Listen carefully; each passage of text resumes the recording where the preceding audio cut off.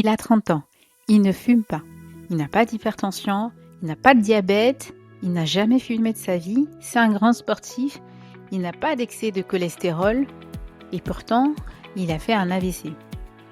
Alors c'est ce qu'on appelle l'AVC du sujet jeune. Et parfois la cause, on ne la voit pas tout de suite. C'est un petit trou entre les deux cavités du cœur qu'on appelle les oreillettes. Alors ce trou, il est censé se fermer. En fait, à la naissance, il peut être là, tout à fait normal, mais il est censé se fermer. Sauf que chez environ 25% de la population, il ne se ferme jamais.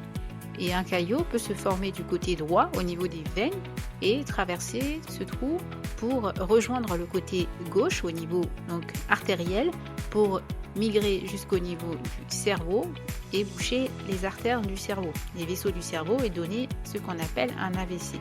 Et parfois, il peut même aller loin. D'une part, il nous a provoqué un AVC en passant par le côté gauche, par les artères, donc pour aller boucher les vaisseaux du cerveau et donner l'AVC, mais d'autre part, il peut aller au niveau du côté droit, c'est-à-dire au niveau des veines et boucher les veines du côté droit, soit donner une embolie pulmonaire ou bien une phlébite, donc boucher les veines au niveau des jambes.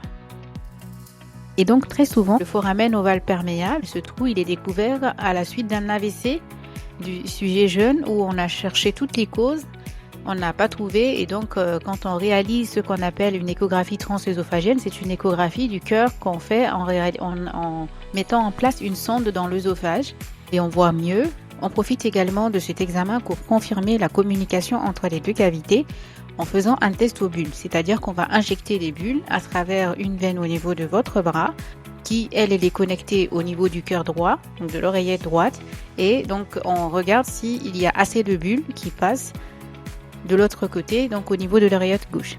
Concernant le traitement, si la personne n'a jamais présenté un AVC ou bien des complications en rapport avec cette anomalie, le plus souvent, on ne va pas opérer le patient et parfois on peut prescrire des médicaments fluidifiants, comme l'aspirine ou des anticoagulants. Et si le patient il est jeune, qu'il a déjà fait un AVC, on va très souvent aller fermer ce trou pour éviter un nouvel AVC. L'intervention consiste tout simplement à fermer le trou et en passant par le puits de laine, arrivé au niveau du cœur, on met en place ce qu'on appelle une prothèse pour fermer le trou afin d'éviter un nouvel AVC. Je vous remercie et à très bientôt sur l'Afia Podcast.